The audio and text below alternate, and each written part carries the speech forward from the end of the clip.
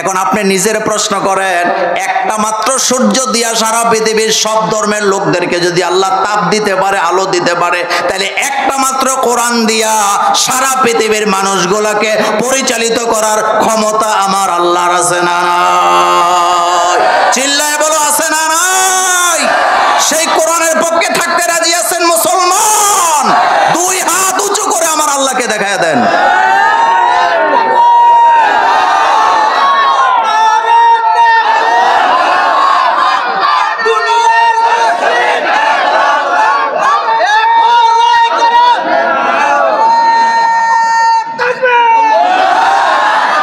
আল্লাহ যেন আমাদেরকে কবুল করে, আমরা বলি আমিন।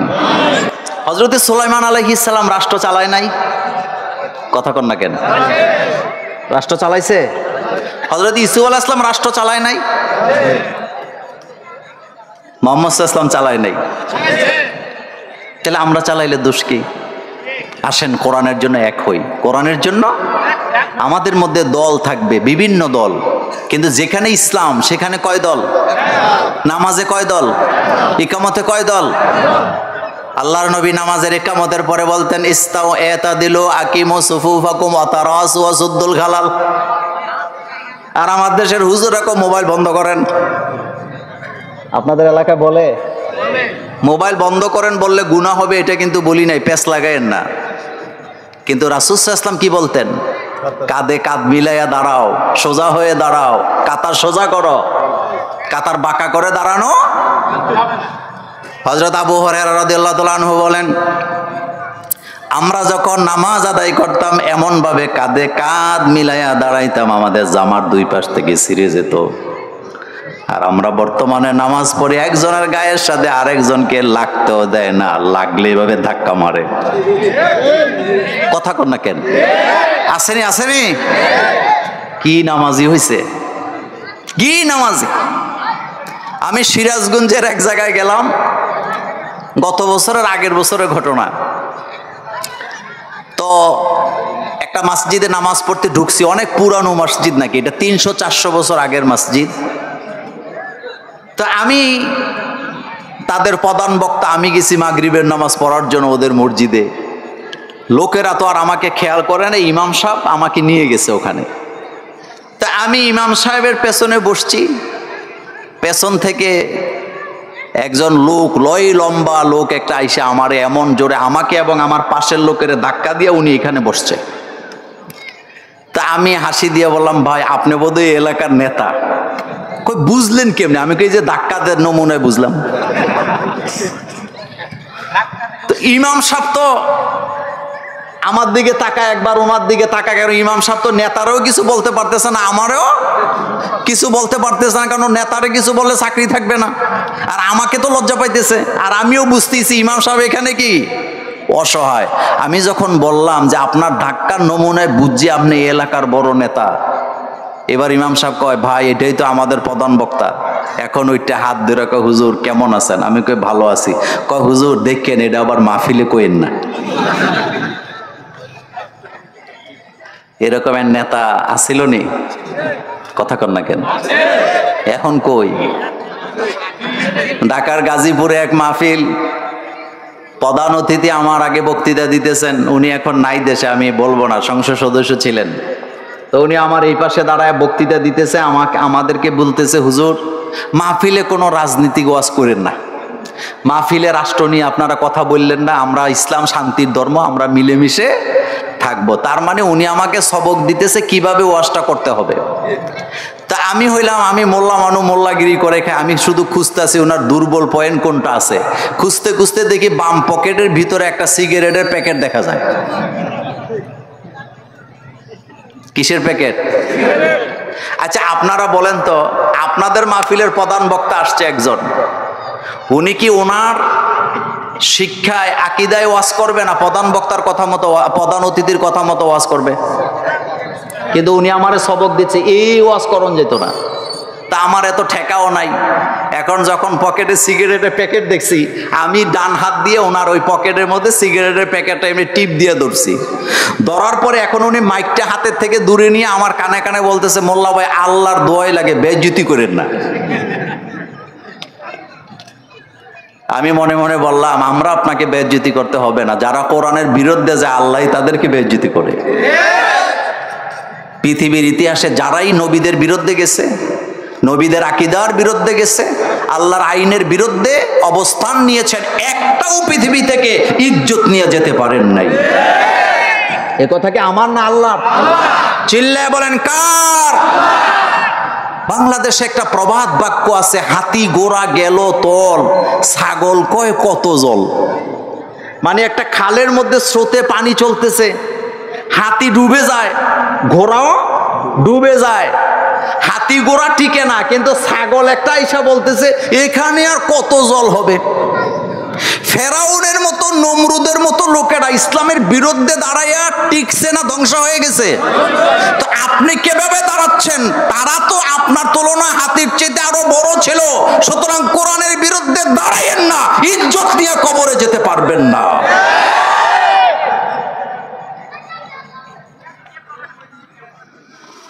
আল্লাহ পাক বলছেন, আমি কোরআন নাযিল করেছি।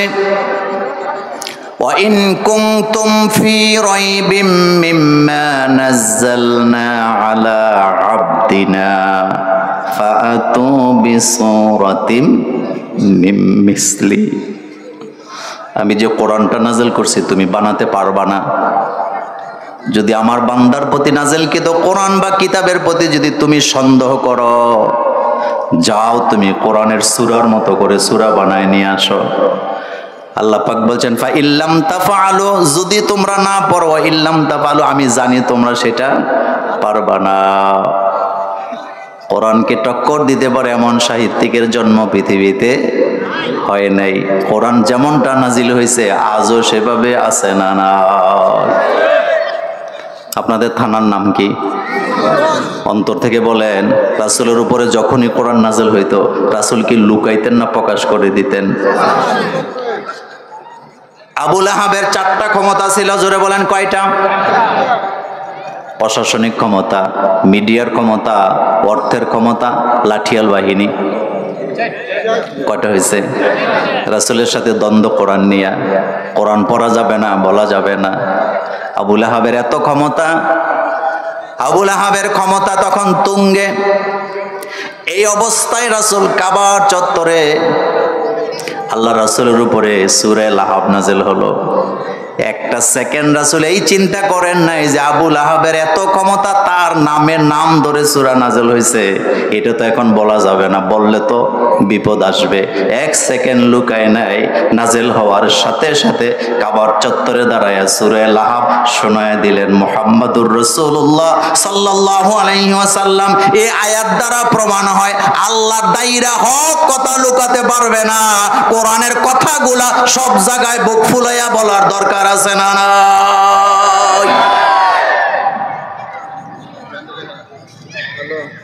আল্লাহর নবীকে আল্লাহ বলছেন, হাবিব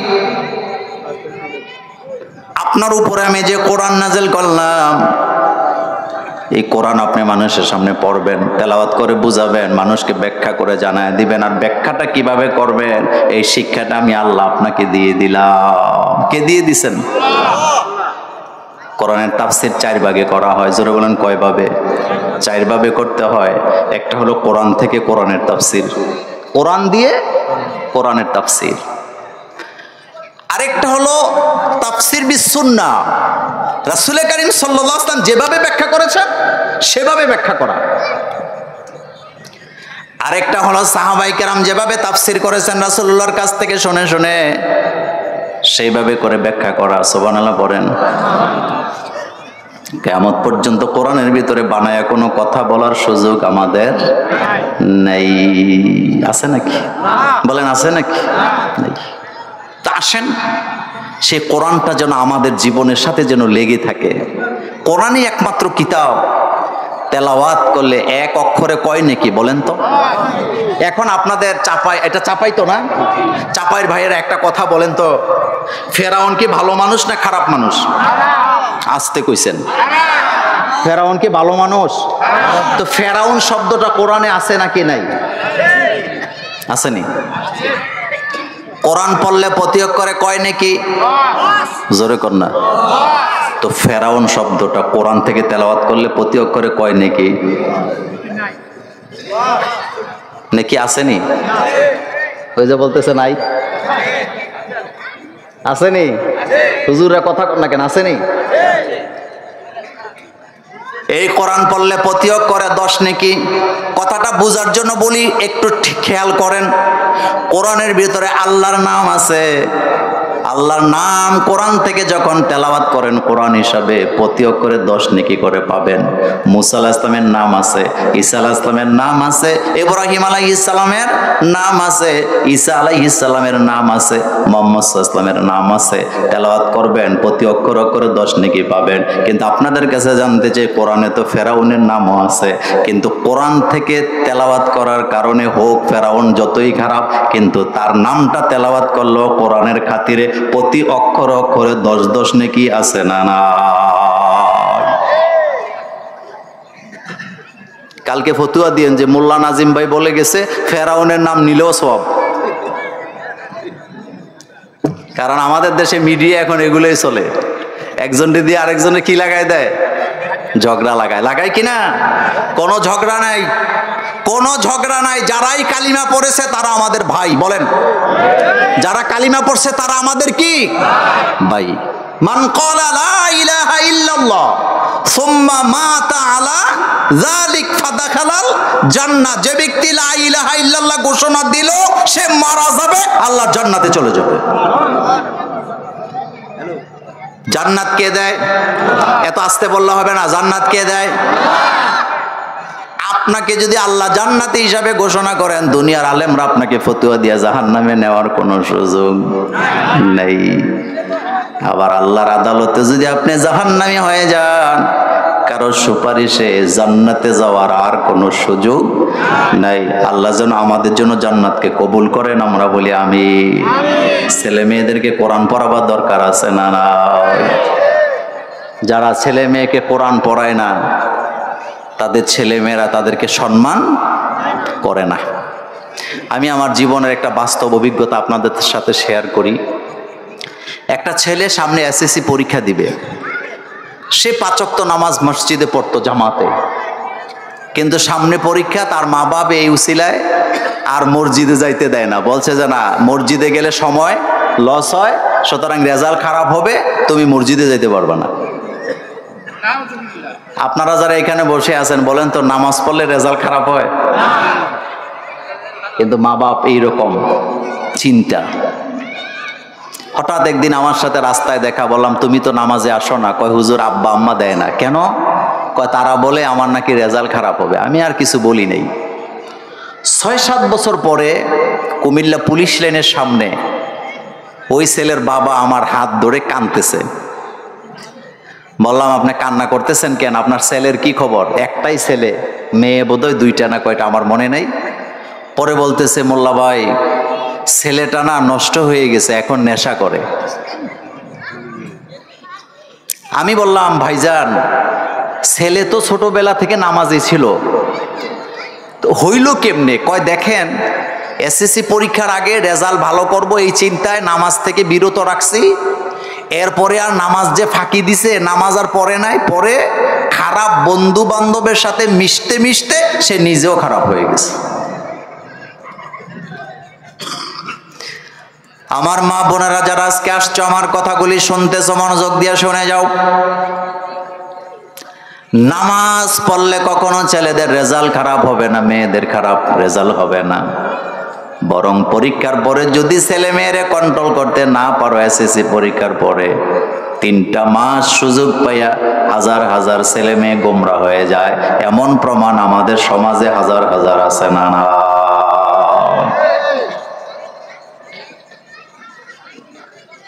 কোরআনের কাছাকাছি থাকতে হবে। 5 ওয়াক্ত নামাজ পড়া লাগবে। নামাজ কয় ওয়াক্ত? কথা কন না কেন? দেখছেন আমির হামজা একে ওয়াজ করে লাগাইছে পেস।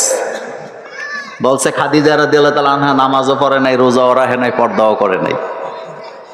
এই কথাটা এভাবে নবীদের স্ত্রীদের শানে বলা যায় না। কথাটা মূলত ছিল হযরতে খাদিজা রাদিয়াল্লাহু তাআলা আনহার জীবিত অবস্থায় 5 ওয়াক্ত নামাজ আসে নাই, কিন্তু নবীদের স্ত্রীদের যে মান মর্যাদা, যে আমল করার দরকার, যেমন রাসূল সাল্লাল্লাহু আলাইহি ওয়াসাল্লামের উপরে 5 ওয়াক্ত নামাজ ফরজ হওয়ার আগে তাহাজ্জুদের নামাজ ছিল বাধ্যতামূলক।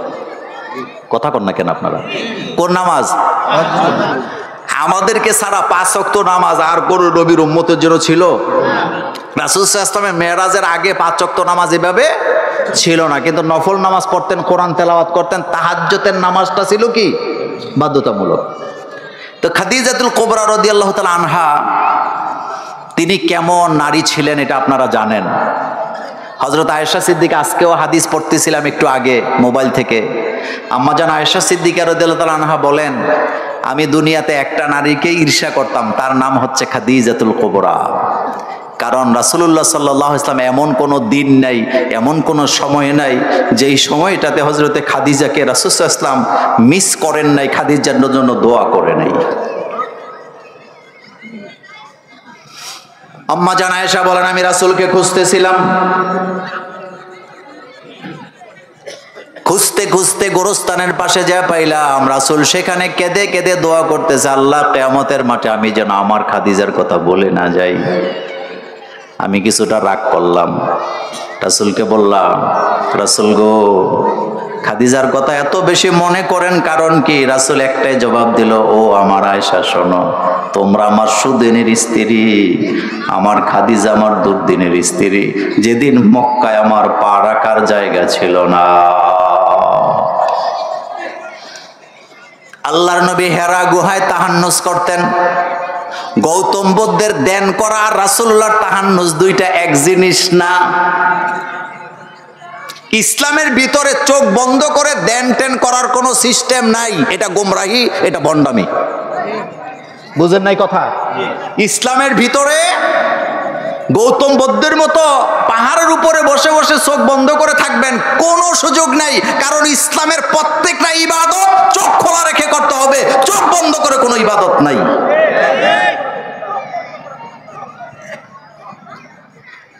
ফতুয়া আপনাদের কাছ থেকে নেই, কোরআন তেলাওয়াত করবেন, চোখ বন্ধ থাকবে না খোলা থাকবে?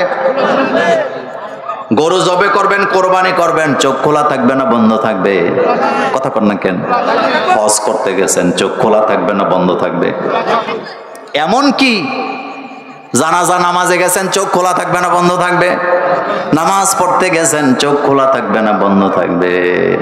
আমাদের চোখ সব সময় খোলা রাখতে হবে, এই হুকুম আমাদেরকে দিয়েছেন কে?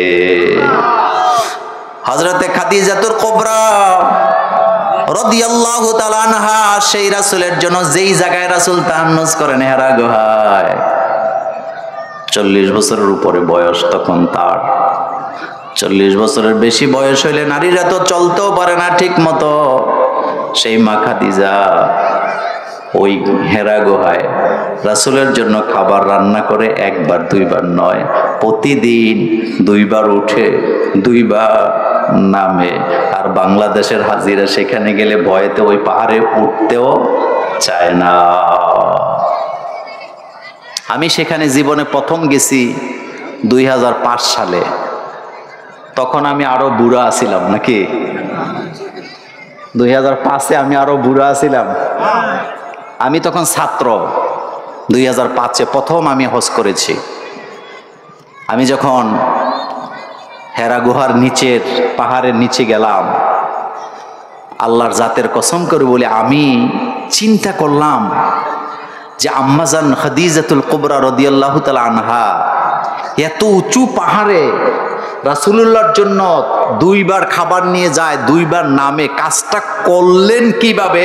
একজন নারীর স্বামীর প্রতি কতটা ভালোবাসা থাকলে পাহাড়ের চূড়ায় প্রতিদিন 2 বেলা খাবার নিয়ে যেতে পারে? খাদিজাতুল কুবরা রাসূলের খাদ্য রান্না করে পৌঁছায়া দেয়, কোনো বিরক্তি নেই। জিবরাইল আমিনের সাথে রাসূলুল্লাহ কথা বলতেছেন হেরা গুহায়।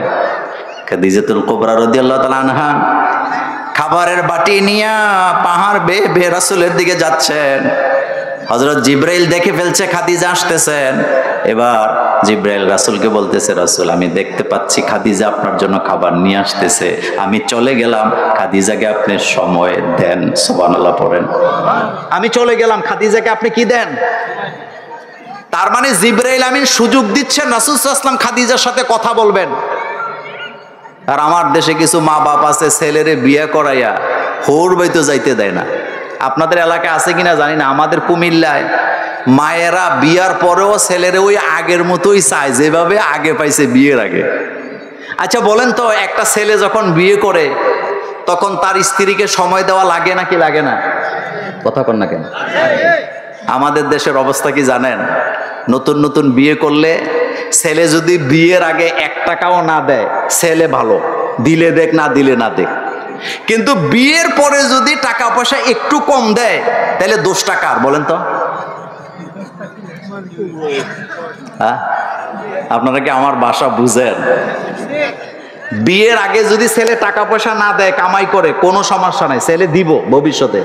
কিন্তু বিয়ের পরে না দিলে দোষটা কার উপরে যায়? এই তো এখন বুঝতে পারছেন কার উপরে যায়। তবে আপনাদের এই এলাকায় এটা হয় না। নতুন নতুন বিয়ে হইলে মেয়েরা যে কতটা সমস্যায় থাকে, হাসলেও দোষ, না হাসলেও দোষ, খাইলেও দোষ, না খাইলেও দোষ। কথা কি সত্য? না হাসলে কয় এটা বেয়াদব, মুখ অন্ধকার করে আছে, কারোর সাথে মিশে না। আর হাসলে কয় একটা বেয়াদব, সারাক্ষণ হাসে। বেশি খাইলে কয় রাক্ষসিনী একটা ধরে নিয়ে আসছে। আর না খাইলে কয় জমিদারের মাইয়া আমাদের খাবার পছন্দ না, এই জন্য খায় না। কথা কয় না কেন বাঙালি? এই অভ্যাসগুলো আসেনি? জিব্রাইল আমিন বললেন, রাসূল আমি চলে গেলাম, আপনি খাদিজাকে সময় দেন। তার মানে স্ত্রীকে সময় দেওয়া এটা আল্লাহও চায়। জিব্রাইল 1 সেকেন্ড থাকেন নাই, সুযোগ করে দিয়ে গেছে। যাওয়ার আগে বলতেছে, রাসূল গো, খাদিজাতুল কুবরা যখন আসবে আপনি আজকে খাদিজারে বলবেন আল্লাহ নিজে খাদিজাকে সালাম পাঠাইছে।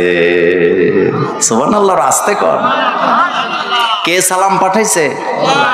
আর সেই খাদিজার উত্তরসূরি আমাদের মা বোনেরা সারা দিন টিকটক বোধহয় আপনাদের এলাকায় নাই, কথা জোরে বলেন আসেনি? সারা দিন মোবাইল টিপে এরকমের মা বোন আমাদের সমাজে নাই? কিছু কিছু মহিলা আছে নিজের ছেলেরে মাদ্রাসায় পড়ায়, নিজের ছেলেরে হেফজখানায় পড়ায়, কিন্তু নিজের নামাজও পড়ে না, পর্দাও করে না। এমন 2-1 মহিলা আমাদের এই এলাকায়ও আছে না? না,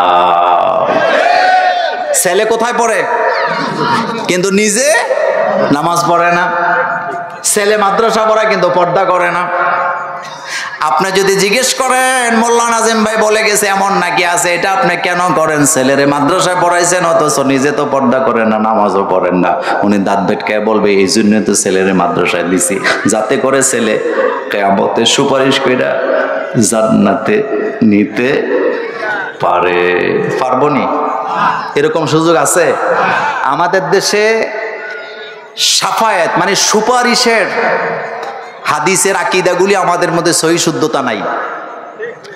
আমরা মনে করি রাসূলুল্লাহ সাল্লাল্লাহু আলাইহি ওয়াসাল্লাম কিয়ামতে গণহারে সুপারিশ করবেন না, এটা সঠিক নয়। গণহারে রাসূল সুপারিশ করবেন না। আল্লাহ যাদেরকে সুপারিশ করার অনুমতি দিবেন রাসূলুল্লাহ সাল্লাল্লাহু আলাইহি ওয়াসাল্লাম তাদেরকেই সুপারিশ করবেন। আল্লাহ যাদের ব্যাপারে নিষেধ করবেন রাসূলুল্লাহ তাদেরকে সুপারিশ করবেন না। মুছে তেল দেয়, আমি মুহাম্মদ সাল্লাল্লাহু আলাইহি ওয়াসাল্লামের উম্মত, আমাকে রাসূল সুপারিশ করবে। তুই নামাজ পড়ছ না, রোজা রাখছ না, চাঁদাবাজি কইরা কাজ, তোরে রাসূল সাল্লাল্লাহু সুপারিশ করবো বেটা। আল্লাহ দেখায় দিবে এই লোকটা আপনার সুপারিশ পাওয়ার যোগ্য, আপনি সুপারিশ করবেন। এবার রাসূলুল্লাহ কি করবেন? সুপারিশ করবেন। আমার কলেজার ভাইয়ারা, খাদিজাতুল কুবরাকে রাসূল বললেন, ও খাদিজা আল্লাহ তোমারে সালাম দিছে। খাদিজা কান্না শুরু করে দিলেন। কত বুদ্ধিমতী, কত জ্ঞানী মহিলা। খাদিজা বলতেছে, রাসূল আল্লাহ সালাম দিছে, কিন্তু সালামের জবাব কেমনে দেয় আমি তো জানি না, আমার পক্ষ থেকে আল্লাহর সালামের জবাব দিয়ে আল্লাহর সালাম কি ওয়ালাইকুমুস সালাম? কথা কন না কেন? আল্লাহর সালামের মধ্যে পার্থক্য আছে নাকি নাই? আছে। সুতরাং সেই কোরআন হেরা গুহায় নাজিল হয়েছে। কোরআন আমাদের জন্য হেদায়েতের বাণী নিয়ে আসছে। একটা সন্তান তার মা বাপের সাথে কেমন আচরণ করবেন এই কথাটা কোরআনে আছে নাকি নাই? একটু জোরে বলবেন।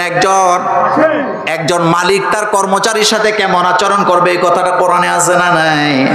একজন রাষ্ট্রপ্রধান তার জনগণের সাথে কেমন আচরণ করবে এই কথাটাও কোরআনে আছে না নাই? যেই কোরআন নারীর অধিকারের কথা বলে, যেই কোরআন কন্যা সন্তানের অধিকারের কথা বলে, শ্রমিকের অধিকারের কথা বলে, রাষ্ট্রের জনগণের অধিকারের কথা বলে, সেই কোরআনের সাথে কাঁধে কাঁধ মিলাতে রাজি আছি না নাই? রাজি আছেন মুসলমান? দুই হাত উপরে, দুই হাত উপরে, হাত উপরে।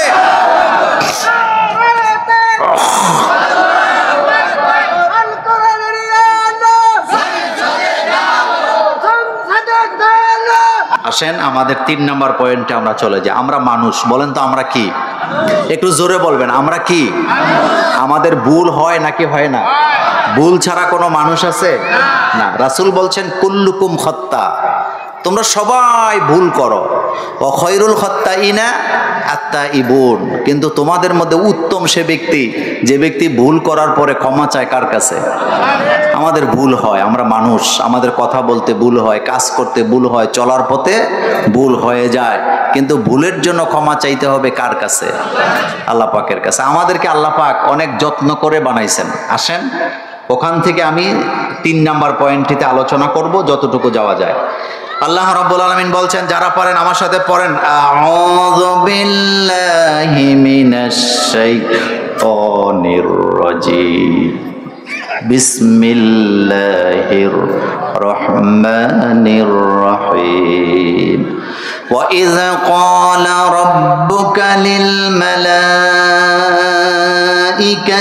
ইন্নী জাইলুন ফিল আরদি খলিফা قالوا أتجعل فيها من يفسد فيها ويسفك الدماء ونحن نسبح بحمدك ونقدس لك قال إني أعلم ما لا تعلمون। সূরাতুল বাকারা 30 নম্বর আয়াত। আল্লাহ পাক বলছেন, ওয়া ইয ক্বালা রাব্বুকা লিল মালাইকা, যখন তোমাদের রব ফেরেশতাদেরকে বলেছিলেন, ইন্নী জাইলুন ফিল আরদি খলিফা, আমি জমিনের জন্য আমার প্রতিনিধি বানাতে চাই। কি বানাতে চাই? জোরে বলেন। প্রতিনিধি। ক্বালু, ফেরেশতারা বললেন, আতাজালু ফিহা মাইয়ুফসিদু ফিহা, আপনি কি এমন মানুষ বানাতে চান যারা জমিনের মধ্যে ঝগড়াঝাটি করবে, ফাসাদ সৃষ্টি করবে? ওয়াসফিকুদ দিমা, তারা রক্ত ঝরাবে, রক্তপাত করবে, জমিনকে তারা লাল বানাবে। তাফসীর ইবনে কাসিরে আসছে, ফেরেশতারা তো জানার কথা না মানুষ যে মারামারি করবে, কাটাকাটি করবে। তাফসীরে আসছে আল্লাহ পাক বললেন আমি আমার জমিনে খলিফা বানাবো। এটা বলার পরে আল্লাহ আরো কিছু কথা বলছিলেন যে তারা মারামারি করবে, কাটাকাটি করবে, লাফালাফি করবে আমার জমিনে। এই কথা বলার পরে ফেরেশতারা বললেন, আপনি কেন এমন মানুষ বানাবেন যারা মারামারি করবে, রক্তপাত করবে? আল্লাহ পাক বলেন, ইন্নী আ'লামু মা লা তা'লামুন, আমি যেটা জানি তোমরা সেটা জানো না। তার মানে হলো মারামারি করবে এটা যেমন ঠিক, রক্ত ঝরাবে এটা যেমন ঠিক, তাদের মধ্য থেকে আরেক দল লোক থাকবে যারা আমার আনুগত্য করবে, আমার হুকুমের বাইরে জীবন চালাবে না। সুবহানাল্লাহ পড়েন। তাহলে এখানে ভাগ হয়েছে কয়টা? বাবারা বলেন কয়টা? আল্লাহ বলতেছেন এক দলেরা ফাসাদ করবে। ফাসাদকারীদের ব্যাপারে আমরা প্রথমে কথা বলি, ভাই হইয়া ভাইয়ের রক্ত ঝরায় এমন ভাই চাঁপাইনবাবগঞ্জে একজনও নাই। ভালো ভালো জমিটা নিজে নেয়, খারাপ জমিটা ভাইয়ের ভাগে দিয়ে দেয়, এমন হয়নি আপনাদের এলাকায়? হয়। ভালো জমির ভাগ নিজে নিয়া নিচু জমিটা ভাইকে দিয়ে দেয়। আবার অনেক ক্ষেত্রে বোনদেরকে দেয়নি? দেয়নি। হজ করে, মাদ্রাসা প্রতিষ্ঠা করে, মসজিদ বানায়, মাহফিলের সভাপতিও হয়, কিন্তু বোনের হক দিতে না, নাই, খুব কম, খুবই কম, খুব কম। যারা বোনের হক মাইরা খাইছেন, যতটুকু পাবে ততটুকু দেন নাই। আমি ফতুয়া দিয়ে গেলাম, আপনি যত হজ করেন, যত নামাজ পড়েন, মসজিদ বানান, মাদ্রাসা বানান, আপনি আল্লাহর জান্নাতে যেতে পারবেন না। আপনি বাপ সম্পদ ভাগ করার সময় একজনকে বেশি দিছেন, আরেকজনকে কম দিছেন, অথবা জমি জমার একটা অংশ গোপনে এক ছেলেকে লিখে দিছেন, আরেকটা ঠকায়া দিছেন।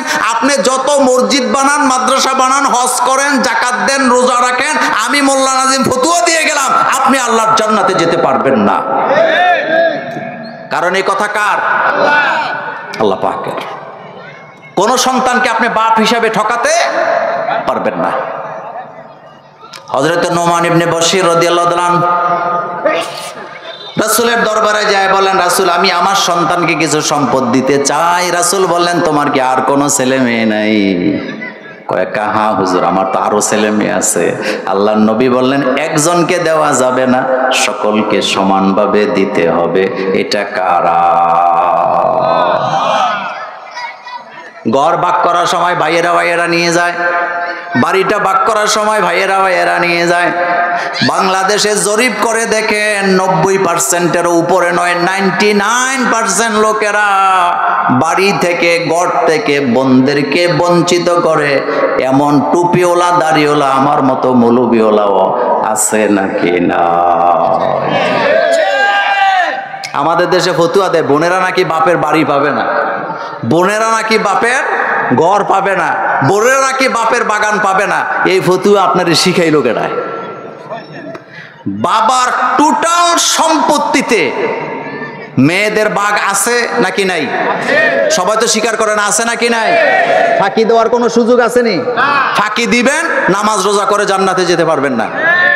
কোনো লাভ নাই, ধরা খাবেন।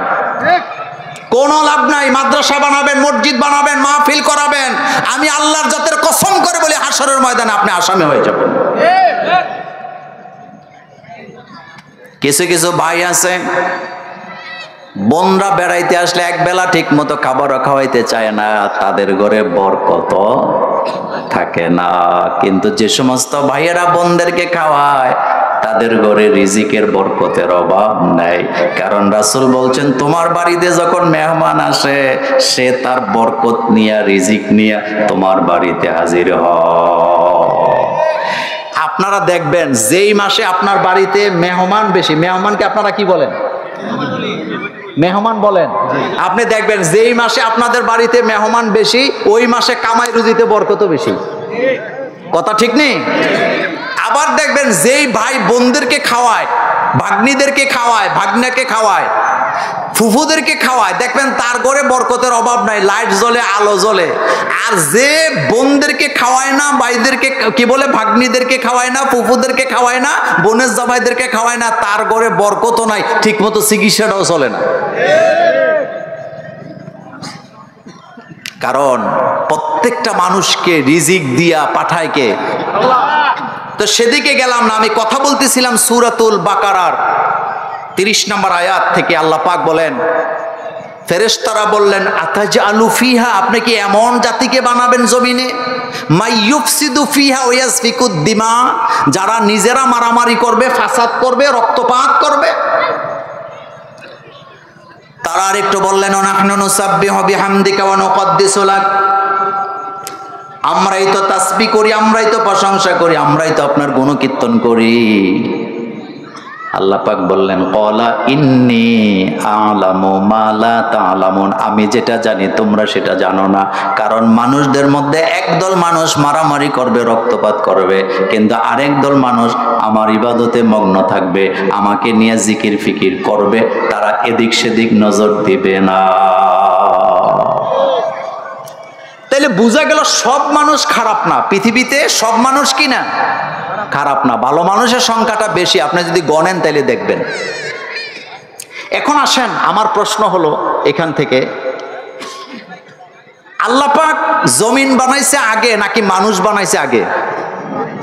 জমিন বানাইছে আগে, কারণ আল্লাহ বলছে ইন্নী জাইলুন ফিল আরদে খলিফা। কিন্তু আমাদের দেশে অনেকে তাফসীর করতে যায় বলে যে আদম আলাইহিস সালাম যদি গন্ধম না খাইতো অথবা গন্ধমের কাছে না যাইতো, আমরা কোথায় থাকতাম? জান্নাতে। এটা ঠিক না, কারণ মানুষ বানাবার আগেই আল্লাহ বলছে ইন্নী জাইলুন ফিল আরদে খলিফা, আমি জমিনের জন্য খলিফা বানাচ্ছি। আমার কলেজার ভাইয়ারা, খলিফার বাংলা অর্থ হলো প্রতিনিধি। আপনাদের এলাকায় ওষুধ কোম্পানির ছেলেরা আছে নাকি নাই? কথা কন না কেন? আছে। বিভিন্ন ওষুধ কোম্পানি আছে না, ইবনেসিনা, ইনসেপ্টা, আরো কত কিছু আছে না? আছে। তারা যখন আপনাদের এলাকায় আসে তখন কি নিজের কোম্পানির দাওয়াত দেয় নাকি অন্য কোম্পানির দাওয়াত দেয়? আসতে কয়। এখন আমরা কার খলিফা? আমরা কার প্রতিনিধি? এখন আমরা জমিনে আমাদের দায়িত্ব হলো আল্লাহর দাওয়াত দেওয়া না শয়তানের দাওয়াত দেওয়া? একটু জোরে বলবেন, কার দাওয়াত দেওয়া? কালকে সকালে কয়েন না মোল্লা নাজিম ভাই রাজনীতি করে গেছে, আমি রাজনৈতিক নেতা হয়ে এখানে আসি নাই। একটা কথা মনোযোগ দিয়ে শোনেন, আল্লাহ পাক বলছেন ওমান আহসানু কাওলাম মিম্মান দাআ ইলাল্লাহ, ওই ব্যক্তির কথার চাইতে উত্তম কথা আর কার হতে পারে যে মানুষদেরকে আল্লাহর দিকে ডাকে। জোরে বলেন কার দিকে? আরো জোরে বলেন কার দিকে? তাহলে আমরা আল্লাহর খলিফা হিসাবে আমরা মানুষকে ডাকবো কার দিকে? আল্লাহ বলতেছে তার কথার চাইতে উত্তম কথা আর কার হতে পারে যে আমার দিকে মানুষগুলাকে ডাকে। আমি কোন দলকে ছোট করার জন্য কথাটা বলতেছি না। বাংলাদেশে অনেক বড় বড় রাজনৈতিক দল আছে না নাই? রাজনৈতিক দলের অনেক বড় বড় নেতা আছে না নাই? ম্যাডাম আছে না নাই? কথা কন না কেন? আচ্ছা, এই কথাটা কিন্তু রাজনৈতিক ভাবে নিয়ে না, আমি আপনাকে বুঝাবার জন্য বলি। বাংলাদেশে মনে করেন বড় বড় দলের দুইজন নেত্রী আছিল বা আছে, তারা আপনাদের এই মাঠে একটা মিটিং দিলেন। প্রধান অতিথির বক্তব্য আগে হয় না পরে হয়? প্রধান অতিথির বক্তব্য চলতেছে, কোন ম্যাডাম অথবা নেতা বক্তৃতা দিতেছেন দলের প্রধান হিসাবে। এখন আপনারা যদি আপনাদের পক্ষ থেকে এরকম একটা স্লিপ দিয়ে বলেন যে আপনি তো রাজনৈতিক দলের বড় নেতা, আপনি তো মুসলমান, আপনাদের কর্মীদের মধ্যে 90%-এর উপরে মুসলমান, তো বক্তৃতার ভিতরে আপনি দলের কথা বলবেন, ভোট চাইবেন, দলের প্রশংসা করবেন, দলের প্রতিষ্ঠাতার প্রশংসা করবেন, সমস্যা নাই। কিন্তু 5 মিনিট আপনি তাদেরকে নামাজের কথা বলবেন, রোজার কথা বলবেন, হকের কথা বলবেন, তারা রাজি হইবনি?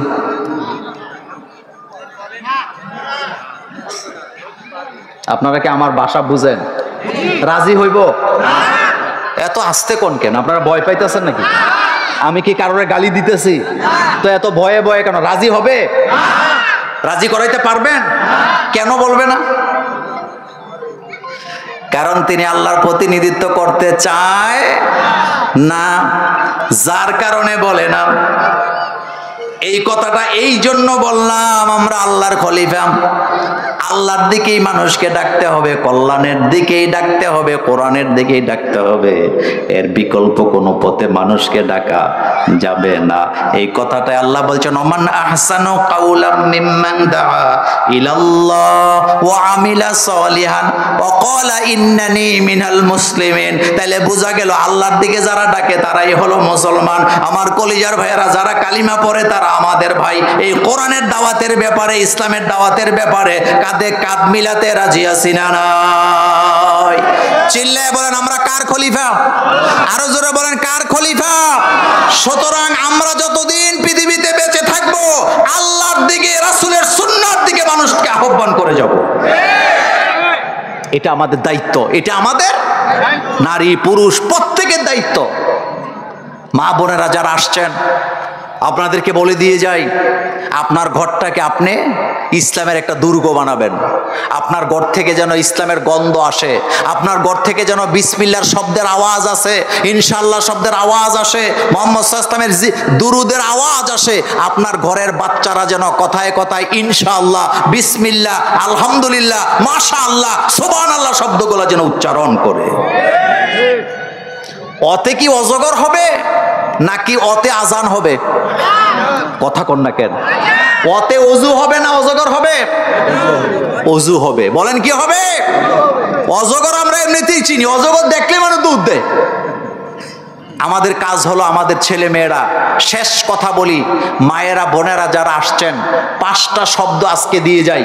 5টা শব্দ দিয়ে আপনি আপনার ঘরটাকে সাজাবেন। কয়টা? 1 নাম্বার বিসমিল্লাহ। কথায় কথায় কাজ করবেন তো কি বলবেন? বলেন কি বলবেন? বিসমিল্লাহ বললে ওই কাজের দায়িত্ব কে নেয়? আল্লাহ। 2 নাম্বারে ইনশাআল্লাহ। রান্না করতে যাবেন, বাজারে যাবেন, স্কুলে যাবেন, পরীক্ষা দিতে যাবেন, কি বলবেন? ইনশাআল্লাহ। 3 নাম্বার, কেউ যখন কোনো ভালো কাজ করবে আপনি বলবেন মাশাআল্লাহ। আল্লাহর নবী বলেছেন কেউ যখন কাজ করার আগে ইনশাআল্লাহ বলে, ওই কাজের সফলতার দায়িত্ব আল্লাহ নিজের হাতে উঠায় নেয়। তাহলে একটা গেল বিসমিল্লাহ, একটা গেল ইনশাআল্লাহ, আরেকটা গেল মাশাআল্লাহ, আরেকটি হলো সুবহানাল্লাহ। আশ্চর্যজনক কোনো কিছু দেখলে কি বলবেন? আর সর্বশেষ, যে কোনো অবস্থায়, যে অবস্থায় আছেন, যে অবস্থায় আছেন সেই অবস্থায় বলবেন আলহামদুলিল্লাহ। বলেন আলহামদুলিল্লাহ।